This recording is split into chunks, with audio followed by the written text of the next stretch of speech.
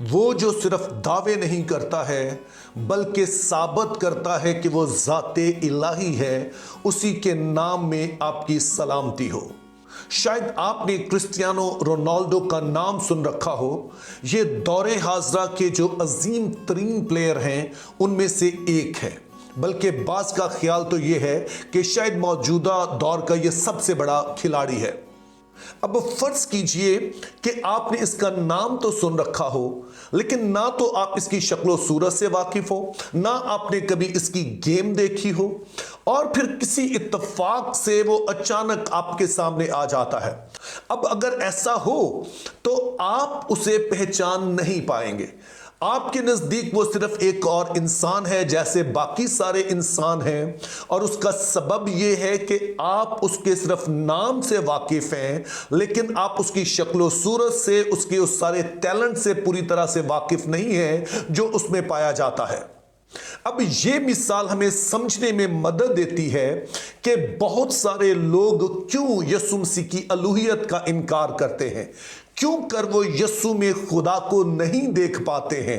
उसका सबब यह है कि वो खुद बाइबल के खुदा से वाकिफ नहीं है, और उसका सबब यह है कि उन्होंने कभी पुराना अहदनामा पढ़ा ही नहीं या उस तरह से उसे जाना ही नहीं, और उसमें खुदा का जो किरदार है चूंकि वो उससे वाकिफ नहीं है, तो जब वो यीशु मसीह को देखते हैं तो उन्हें वो सिर्फ एक नबी ही नजर आता है, लेकिन वो उस ममासलत को देख नहीं पाते हैं जो कि अहदे अतीक के खुदा और यीशु मसीह में पाई जाती है। यूं तो उसकी एक लंबी लिस्ट है जिसे गिनवाया जा सकता है, और आने वाले दिनों में हम चंद एक पर बात भी करेंगे, लेकिन आज मैं एक चीज पर बात करना चाहता हूं जिसका जिक्र हमें 104 ज़बूर और उसकी 3 आयत में मिलता है। तो आइए पहले इस आयत को पढ़ते हैं और फिर हम देखेंगे कि यीशु मसीह किस तरह से एक दफा फिर से साबित करता है कि वो ज़ाते इलाही है। तू अपने बाला खानों के शहतीर पानी पर टिकाता है, तू बादलों को अपना रथ बनाता है, तू हवा के बाजुओं पर सैर करता है। अब इस आयत में आपने 2 चीजों पर गौर करना है। पहली चीज जो आप नोट करेंगे वो ये है कि कहा गया कि तू पानियों पर अपने बाला खाने के शतीर टकाता है। अब कोई पानी में घर तो बना सकता है, पानी के ऊपर कोई घर नहीं बना सकता है, क्योंकि पानी के ऊपर कोई चीज रहती नहीं है और वो डूब जाती है। लेकिन यहां पर बताया गया कि यहां जो शाय अजीम है, जो खुदा की बात हो रही है, और इस ज़बूर में उसे खुदा और बादशाह के तौर पर पेश किया गया, तो बताया गया कि वो जो ऊपर के पानी है, जिसको आप बादल ही कह सकते हैं, उन पर वो अपने बाला खानों के शतीर तकाता है, उन पर वो अपना घर बनाता है।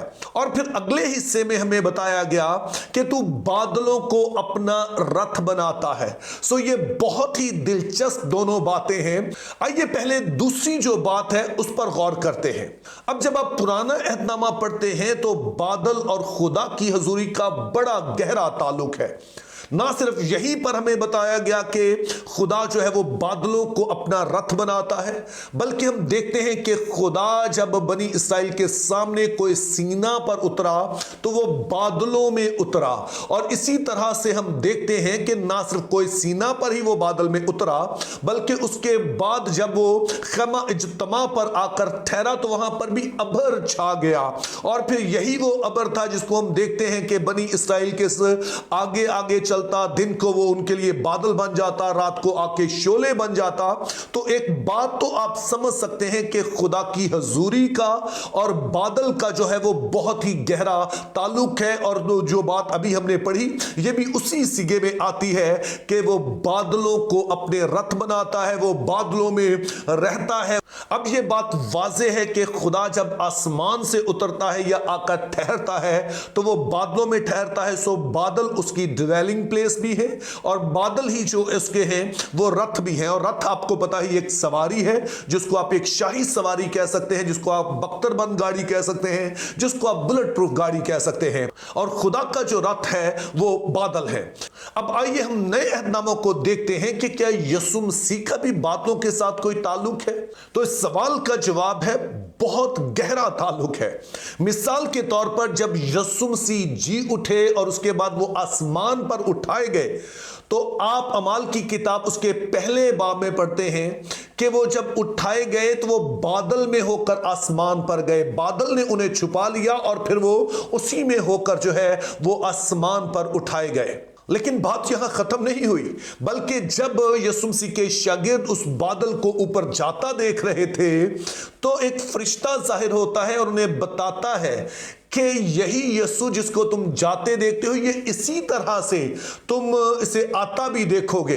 और इससे क्या मुराद है कि तुम इसी तरह उसे आता देखोगे, ये यीशु मसीह बताते हैं। जब वो पकड़वाए गए और सरदार काहिन के सामने पेश हुए और उसने पूछा कि क्या तुम मसीह है, और यीशु मसीह ने कहा कि हाँ मैं हूं, बल्कि साथ उसने ये भी कहा कि तुम बादलों के साथ उसे आता देखोगे। सो ये बात दिलचस्प है कि अहदे अतीक में जिस खुदा को हम बादलों को रथ बनाता देखते हैं, यीशु मसीह नए अहदनामा में ठीक उसी तरह से बादलों को अपना रथ बनाते हैं। लेकिन ठहरिए, अभी बात खत्म नहीं हुई है। क्या आपको पता है कि जो बादल होते हैं ये किस चीज से बने होते हैं? आप अभी गूगल कीजिए और आपको पता चल जाएगा कि बादल कोई ठोस चीज नहीं होते हैं।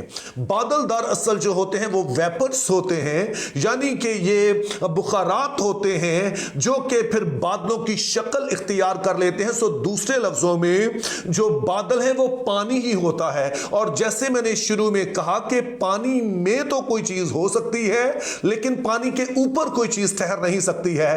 लेकिन हम यीशु मसीह की जिंदगी में एक वाकया देखते हैं कि जहां पर हमें बताया गया कि वो अपने शागिर्दों के पास पानी पर चलते हुए आता है।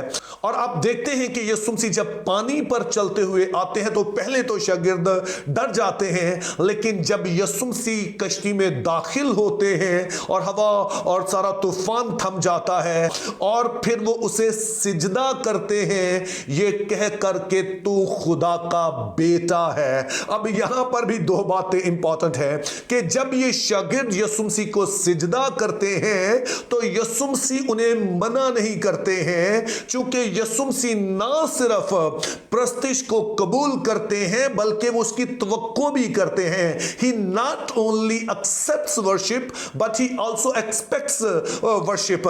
तो यहां पर पहली चीज आप इसको नोट करते हैं, लेकिन ज्यादा अहम बात यह है कि चाहे वो पानी हो चाहे वो बादल हो, वो एक ही चीज है और इनके ऊपर कोई चीज ठहर नहीं सकती है सिवाय उसके जिसने इन्हें बनाया है और जो इन चीजों को अपने रथ बनाता है, जिन पर वो सफर करता है और जिनको वो अपनी ड्वेलिंग प्लेस बनाता है।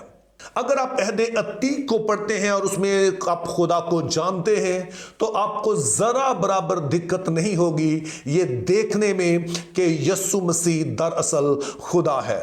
और दोनों में ये ममासलत इस कदर गहरी है कि यीशु मसीह इस बात का दावा करते हैं कि जिसने मुझे देखा उसने बाप को देखा।